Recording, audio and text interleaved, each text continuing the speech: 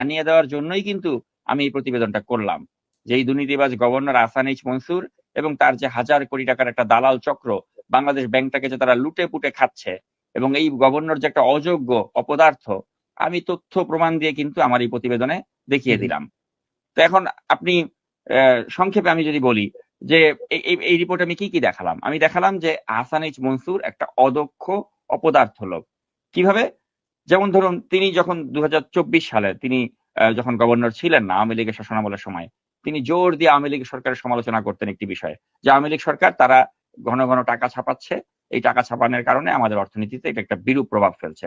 অতএব টাকা ছাপিয়ে অর্থনীতির যে একটা মানে সমস্যা, ইনফ্লেশন, এটা আপনি কাটাতে পারবেন না। এটা ছিল তার একটা বড় যুক্তি। এবং তখন আমরা যারা টক শোতে বা বিভিন্ন জায়গায় আহসান এইচ মনসুরকে আমি বা আপনি দেখতাম, মনে করতাম আহা এই লোকটা কত দেশপ্রেমিক, এস আলমের বিরুদ্ধে কথা বলছে, তারপর সে বলতেছে টাকা ছাপিয়ে সমস্যার সমাধান করা যাবে না।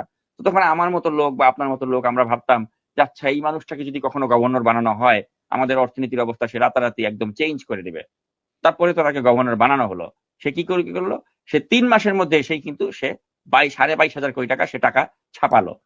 তো তার মানে কি, যে তুমি অপদার্থ, অযোগ্য, তুমি যখন গভর্নর ছিলা না, তুমি তখন বারে বলতা যে এই টাকা ছাপিয়ে সমস্যার সমাধান হবে না। আর তুমি দায়িত্ব নেওয়ার পরেই বুঝতে পারলা যে না, টাকা না ছাপিয়ে আমার উপায় নেই। তুমি 3.5 মাসের মধ্যেই তুমি 22,500 কোটি টাকা ছাপালা।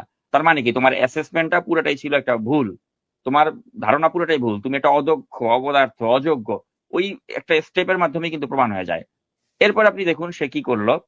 এরপরে কিন্তু আমি দেখালাম যে সে তার গভর্নর পদটাকে কাজে লাগিয়ে সে 2জন ডেপুটি গভর্নর যারা আছে, এর মধ্যে একজন মহিলা নুরুন নাহার, সে আওয়ামী লীগের আমল থেকে ডেপুটি গভর্নরের দায়িত্ব পালন করছে। তাকে তো প্রথম দিনই ওখান থেকে বের করে দেওয়া উচিত ছিল। তো সে কিন্তু তা করে নাই। সে একে ডেপুটি গভর্নর পদে সে বহাল রাখলো তাকে। তারপরে এই হাবিব নামে যে ডেপুটি গভর্নর আরেকজন রয়েছেন, এও আওয়ামী লীগের দোসর, বসুন্ধরা গ্রুপের চামচা, একেও এই পদে বহাল রাখা হলো।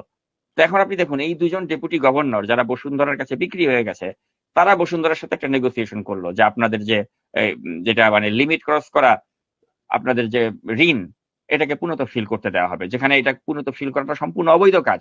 কারণ তারা লিমিট ক্রস করে ফেলেছে, আপনি এখন তাদেরকে পুনঃতফসিল দিতে পারেন না। ওগুলো আওয়ামী লীগের আমল থেকে তারা লুটপাট করে আসছিল।